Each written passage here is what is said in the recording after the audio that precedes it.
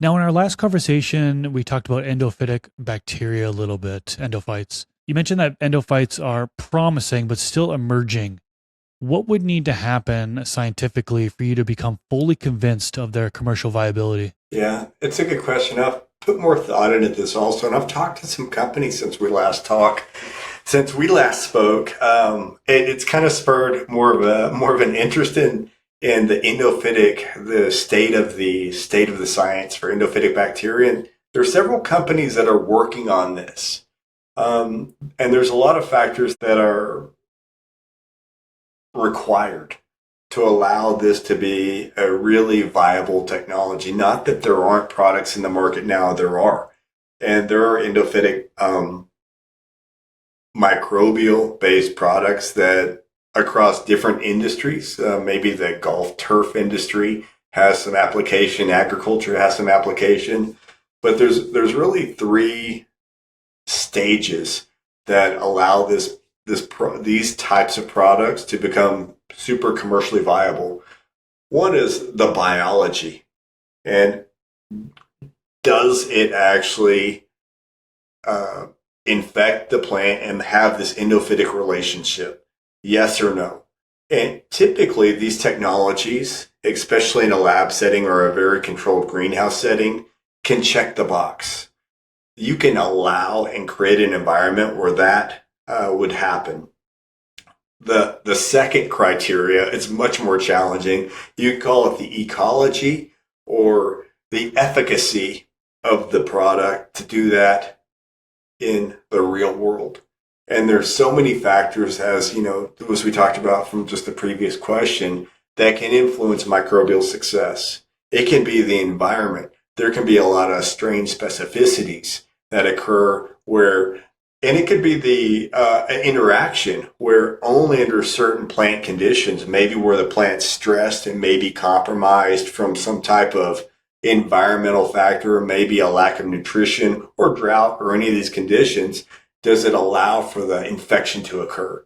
And so there's so many variables that that are required to allow this to be highly effective technology. And again, I'm speaking just from my opinion. I know there's people in these companies that would avidly argue, and they think they're very viable. And so this is just a one guy's opinion here. And I've never truly studied or worked with endophytes other than academically. So I'm just qualifying that. The third part is compatibility or actual application and management. And so, does the product work biologically? Yes or no? Will it work in a lot of different environments? Great. But then, even if it is has a plasticity, environmental plasticity, where it's very effective at affecting infecting plants, maybe just one cultivar, one variety, or maybe several plants. Typically, it's closer to a specificity because of the nature of this particular type of interaction. How does the farmer use it? Is it compatible?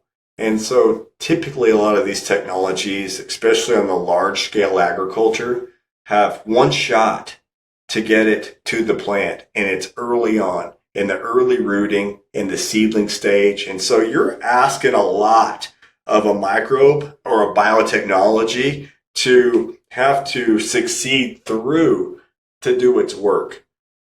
And I'll say also, and I did some work on this, I can give you a real world example where techno economically, meaning does it work and does it work commercially or economically, is important also.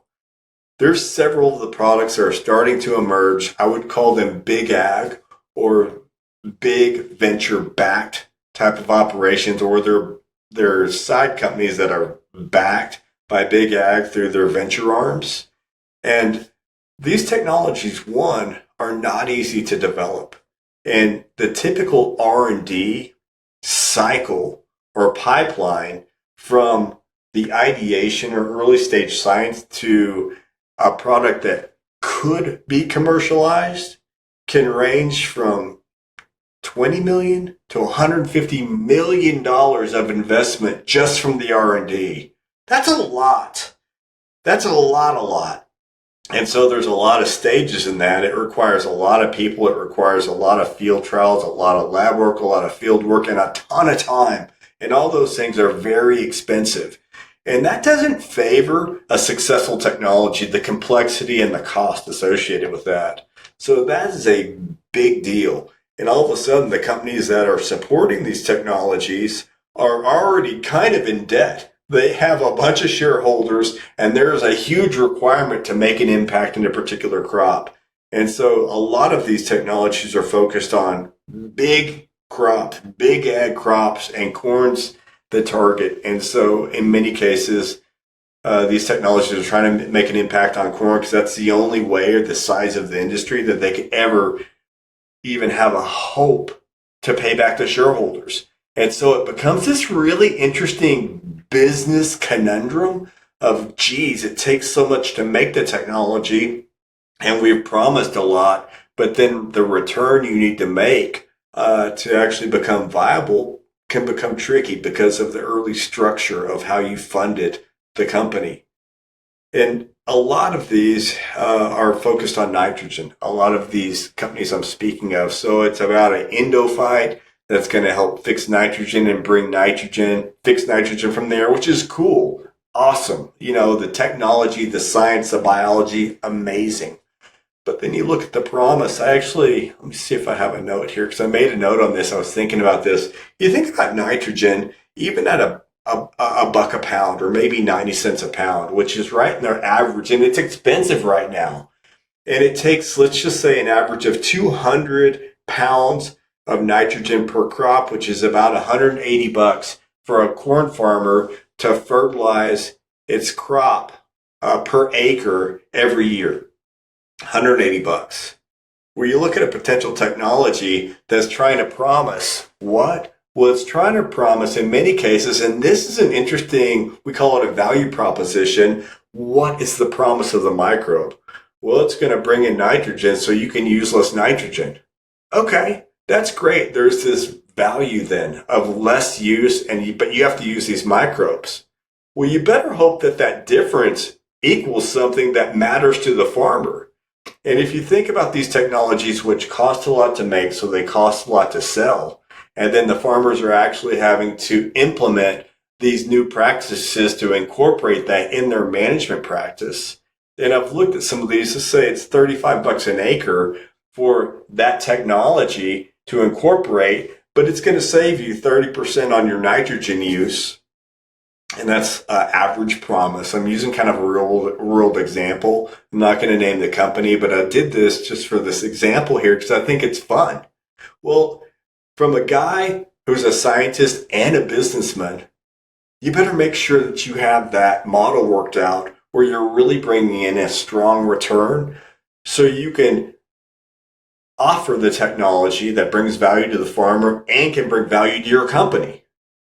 Well, in this particular example, and I did the math, I don't think it works out very well. Even at a 30% at 200, saving 30 bucks per acre, but you're charging 35. And so, you know, it's economic. It's a math equation.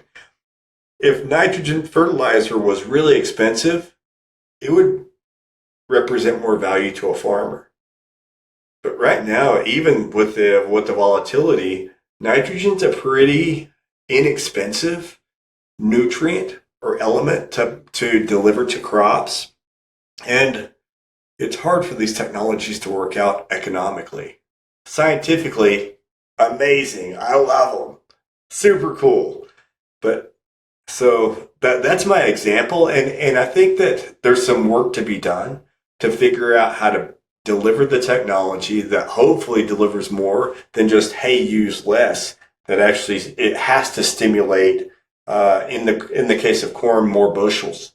You know, you have to deliver more than, hey, just use a little less and incorporate this without major policy changes that are requiring the farmers to use less. And so there's a lot of circumstances where these technologies fit in.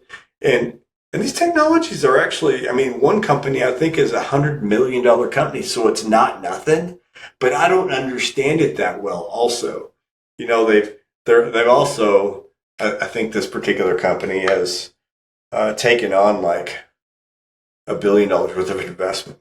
So there's a weird economic trade off. It's the big ag thing that maybe I'm just too dumb for. I just don't understand how that math quite works all the time, but it's common. Man, it would be really cool though if you could just apply microbial inoculant and endophyte spray onto the plant, for example, it goes into the plant and it's fixing nitrogen from the air. Then you're pairing that with cover crops that are nitrogen fixing and you're getting all this free nitrogen from the air and you are able to significantly reduce now 30%, like you mentioned.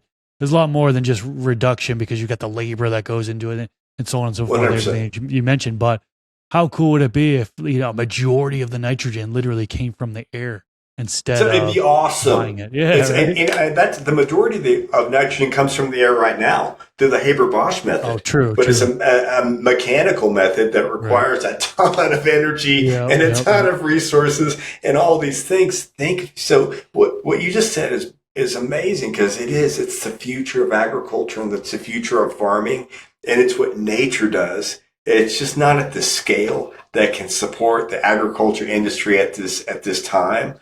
The biology works, and some of these other details have to work before it can be uh, the reality for the next generation of agriculture or the next green revolution, whatever you want to call it. This clip is brought to you by VivoSun. Use discount code MrGrow15 to save on any of their gardening products. Go to the full episode by clicking the outro card here, or click the link in the description section below. Catch you in the next video.